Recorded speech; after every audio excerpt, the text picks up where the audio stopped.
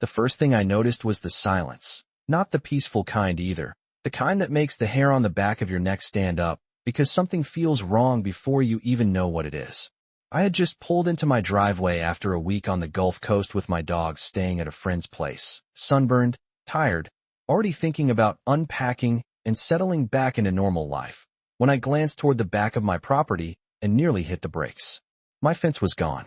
Not damaged, not leaning gone. 200 feet of 6-foot cedar privacy fence that had stood there for years had simply disappeared.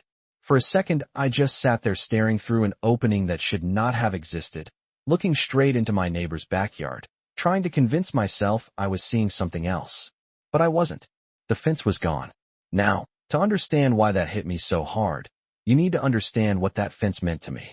My place sits on 3 wooded acres outside a small Tennessee town, the kind of place where people wave when they pass each other and otherwise leave each other alone. I bought the property after a rough chapter in my life because I wanted peace. Not neighborhood politics. Not backyard parties. Not forced friendships. Just peace. That fence represented all of that. I spent nearly 2 years saving money to build it. Every post hole was dug by my own hands. Every bag of concrete was mixed on weekends while baseball played through an old radio sitting in the grass. By the time I finished, it wasn't just a fence anymore. It was a boundary, a statement, a promise that this little corner of the world belonged to me and nobody else. For years, nobody bothered it. Then the Whitmore family moved in next door. Nathan Whitmore worked for a consulting company out of Atlanta. Nice guy on the surface. Expensive truck. Perfect lawn. The kind of man who always looked like he had somewhere more important to be. His wife Melissa seemed friendly enough, but Nathan had a habit that started bothering me almost immediately. Every conversation somehow became a sales pitch. The first time we met, he stood beside my fence with his hands on his hips, studying it like it was an obstacle in his way. He smiled and said, "You know, this thing really cuts the properties apart." I laughed and said, "Well, that's usually what fences are designed to do." He smiled but didn't actually laugh. "I just think people would enjoy things more if spaces were open, shared, connected." I remember looking at him for a second, wondering whether he was serious. "My dogs enjoy the fence," I said. "My kids would enjoy the extra room. Then maybe build them a bigger yard." His smile tightened for half a second before returning. That should have been the end of it. Instead, every time we crossed paths over the next month, the fence somehow came up again. He called it divisive. He called it outdated. Once he even called it anti-community. Eventually I told him, politely but firmly, "Nathan, I moved out here specifically because I value privacy. The fence isn't going anywhere." He smiled again. Looking back now, that smile should have worried me. It was the smile of a man who heard the word no but never accepted it. 6 weeks later, I came home from vacation and discovered exactly what that smile meant. The closer I got to the property line, the worse everything looked. Fence panels were stacked in crooked piles. Several posts had been cut off near the ground. Others had been ripped completely out of the concrete footings. Splintered cedar boards were scattered across my side of the yard. It looked less like construction and more like vandalism. Then I heard laughter. Children's laughter. I looked up and saw Nathan's kids playing volleyball on a net stretched directly across the area where my fence used to stand. My former private backyard had become part of their recreation area. I didn't even go inside my house. I walked straight across the grass toward Nathan's patio. He was standing beside a stainless steel grill flipping burgers like it was any other Saturday afternoon. "Nathan," I called. He turned casually. "Hey, Caleb. Welcome back. What happened to my fence?" He looked at me for a second and then shrugged. "Oh, we took it down. Just like that. No apology. No hesitation. No concern whatsoever." I stared at him. "You what?" He pointed toward the open yards with a spatula. "Our landscape designer said removing it would improve the visual flow between properties. The kids have so much more room to run now." I honestly thought he was joking. When I realized he wasn't, something cold settled in my stomach. "That wasn't your fence." He waved the spatula dismissively. "Come on, Caleb. People get way too attached to property lines." I actually laughed. Not because it was funny, because I couldn't believe what I was hearing. "Property lines?" I said. "Those aren't feelings. Those are legal boundaries." He shrugged. "Only because somebody drew them on paper." I looked around at the destruction and then back at him. "You tore down 200 feet of private property without permission. His expression changed slightly. Not concern. Irritation. Like I was the one making things complicated. We already paid a crew to remove it. Cost us around $1,500. Honestly, you should probably reimburse half. For a moment, I couldn't even process what he had said. Then I nodded once. Not because I agreed. Because I suddenly realized arguing with him would accomplish absolutely nothing. People like Nathan don't stop because you explain reality to them. They stop when reality arrives carrying legal documents. So I turned around and walked back toward my house. Behind me, he called out, "Trust me, you'll appreciate it once you get used to the openness." I didn't answer. Instead, I spent the next hour photographing every broken board, every missing panel, every damaged post, every tire mark left behind by the crew that had crossed onto my property. Then I made a phone call. Rebecca Pierce answered on the second ring. She had been my attorney for years. After I sent the photos, there was a long silence on the line. Finally, she spoke. "Caleb," she said quietly, "these people have absolutely no idea what they've just done." Standing there in the middle of my exposed backyard, staring at the empty space where my fence used to stand, I thought this would be a simple legal dispute. What I didn't know was that Nathan Whitmore had just started a fight that would cost him far more than a fence.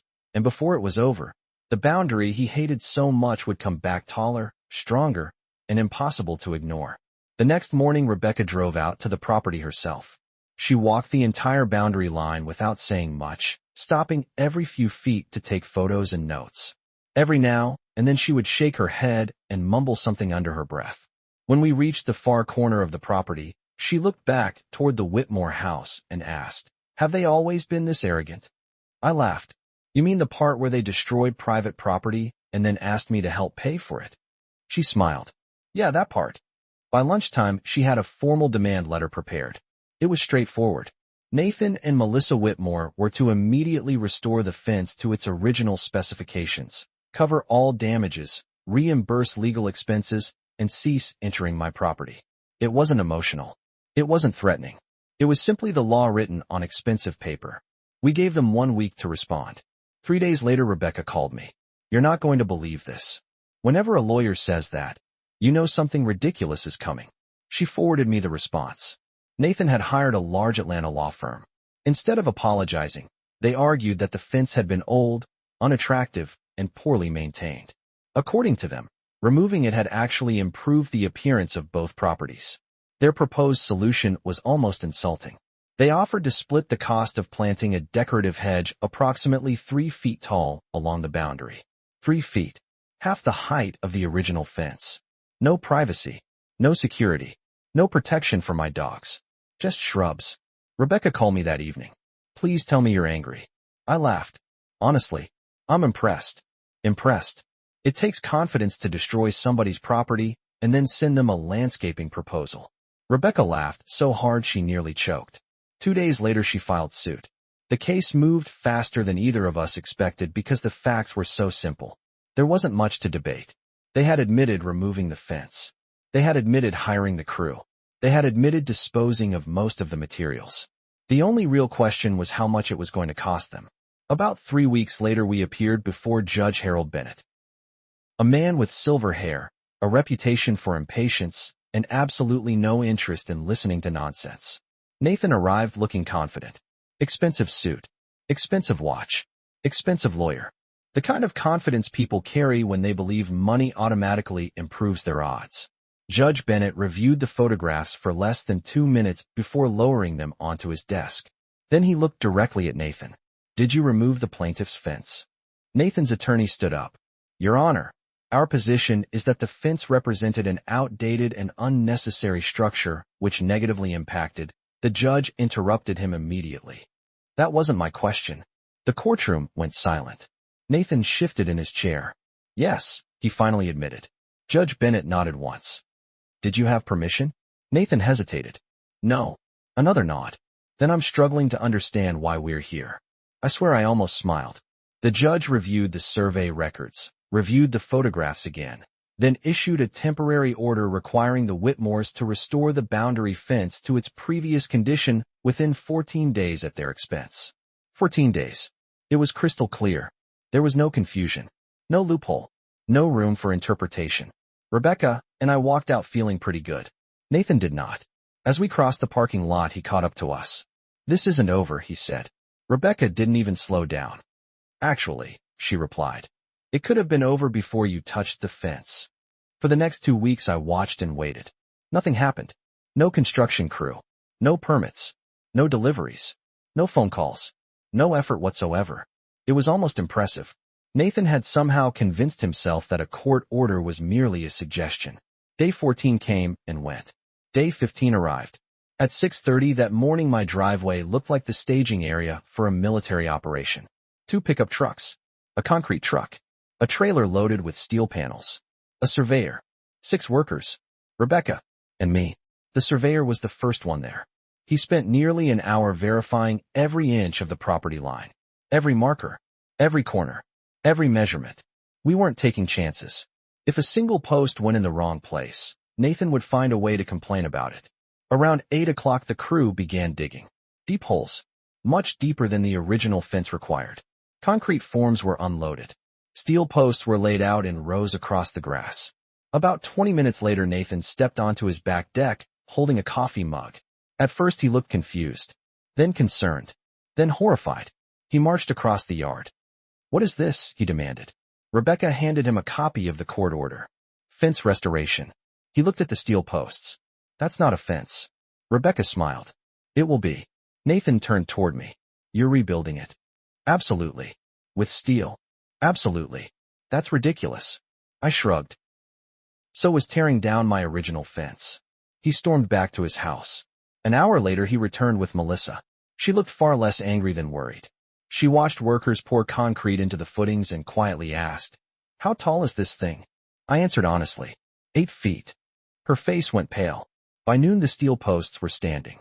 By mid-afternoon the panels started going in. One after another. Thick steel. Powder-coated black. Completely opaque. No gaps. No visibility. No chance of seeing through it. Every section locked into the next like a fortress wall. The original cedar fence had offered privacy. This thing offered finality. Around 3 o'clock Nathan came charging back outside. He wasn't smiling anymore. "You can't do this." Rebecca folded her arms. "Actually, he can. This is excessive. You had an opportunity to rebuild the original fence. This is hostile." Rebecca tilted her head slightly. "Hostile is removing somebody else's property while they're on vacation." Nathan looked at me. "You planned this." "No," I said. "You planned this. You just started 6 weeks earlier than I did." For a second I thought he might explode. Instead, he just stood there staring at the growing wall separating our properties. The irony was almost funny. The man who hated boundaries had somehow created the largest one in the neighborhood. By sunset the final panel was installed. 200 feet of steel, concrete, and legal compliance stretched across the property line. My dogs ran along it happily, completely unaware they were participating in one of the most satisfying moments of my adult life. The following week Nathan filed another lawsuit. This time he demanded $75,000 in damages. According to his complaint, the new fence negatively affected his view, reduced enjoyment of his property, damaged neighborhood aesthetics, and potentially lowered his home's market value. When Rebecca read the filing, she laughed so hard she had tears in her eyes. "Please tell me this is real." "Unfortunately," I said, "it is." A month later we were back in Judge Bennett's courtroom. Nathan looked confident again. Somehow he still believed he was the victim. His attorney launched into a lengthy presentation about visual obstruction, emotional distress, and property values. Judge Bennett listened for less than 3 minutes before raising his hand. The lawyer stopped talking immediately. The judge leaned back in his chair and looked directly at Nathan. "Mr. Whitmore, help me understand something. Is this the same boundary line where you removed the plaintiff's legal fence?" Nathan shifted uncomfortably. "Yes, Your Honor." "And is this the same boundary line you were ordered to restore?" "Yes." The judge nodded slowly. "Then why exactly are you surprised there's now a fence there?" The courtroom became completely silent. Even Nathan's attorney seemed unsure how to answer. Then Judge Bennett looked down at the file, reviewed a few pages, and delivered the words Rebecca and I had been hoping to hear from the beginning. "The court finds the plaintiff's claim entirely without merit." Those were the first words out of Judge Bennett's mouth, and honestly, everything after that felt like a victory lap. Nathan's attorney tried to speak, but the judge wasn't interested. He pointed toward the file sitting in front of him and said, "The defendant removed a lawful fence, ignored a court order for 2 weeks, forced the property owner to take corrective action, and now wishes to complain about the result of his own decisions. That's not how this works." Then came the part that made Rebecca grin from ear to ear. The judge dismissed the case in its entirety and ordered Nathan to reimburse all reasonable construction expenses associated with the replacement fence, along with additional legal fees generated by the second lawsuit. In other words, the more he fought, the more expensive it became. Nathan sat there staring at the bench as if he genuinely couldn't understand what had happened. I think that was the moment reality finally caught up with him. For months he had treated every obstacle like something he could negotiate away, every boundary like a suggestion, every consequence like a problem somebody else would eventually absorb. But courts don't operate on confidence. Property lines don't operate on opinions. And judges generally don't appreciate people creating their own problems and then demanding compensation for them. When we walked out of the courthouse that afternoon, Rebecca looked at me and said, "You know what's funny?" I asked what. She laughed and shook her head. "If he had simply left your fence alone, this entire thing would have cost him exactly $0. That's the part I've thought about the most over the years. Not the lawsuit, not the steel fence, not even the courtroom victories. It's how unnecessary all of it was. Nathan already had a beautiful house, a large yard, plenty of space for his family. The only thing he couldn't tolerate was the existence of a boundary he didn't control. And in trying to erase that boundary, he ended up creating one far larger than anything I would have ever built on my own. These days the fence is still there, 8 feet of steel and concrete stretching the entire property line. It hasn't moved an inch. It probably won't move for decades. My dogs still run along it every morning. I still drink coffee on my back porch. The woods behind my property are just as peaceful as the day I bought the place. As for Nathan, about 2 years after everything happened, the Whitmores sold the house and moved away. I don't know where they went, and honestly, I never cared enough to find out. The family that bought the property afterward introduced themselves on their first weekend. The husband walked over, shook my hand, looked at the fence, and said, "I heard there's a story behind that thing." I smiled and said, "There sure is." Then he laughed and replied, "Well, for what it's worth, I like having good neighbors more than open views. We've gotten along just fine ever since. But every now and then, usually when friends come over for a barbecue and somebody asks why there's a fortress wall running through the woods, I find myself telling the story again. And every time I reach the part where Nathan stood in my yard explaining that property lines were just ideas somebody invented on paper, people react exactly the same way. They laugh, then they shake their heads. Then somebody inevitably says, "There's no way a real person actually said that." Trust me, he did. The funny thing is, I never wanted revenge. I never wanted a bigger fence.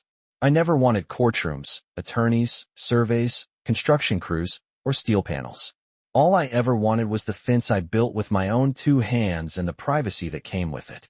Everything that happened afterward was simply the natural consequence of one man deciding that somebody else's property rights didn't matter. So here's the question I always come back to, and I'd love to hear what you think. Was the 8-foot steel wall justified? If someone deliberately destroyed your property, ignored a court order, and treated your boundaries like they didn't exist, would you have rebuilt the original fence? Or would you have done exactly what I did? Let me know down in the comments, because every time I tell this story, people end up split right down the middle. Some say I went too far. Others say I didn't go far enough. Either way, one thing is certain. The neighbor who wanted our yards connected ended up creating the strongest boundary either of us had ever seen. If you enjoyed this story, make sure to like the video, subscribe to the channel, and share your own neighbor horror stories below. Trust me, after what I've seen, I have a feeling there are some unbelievable ones out there.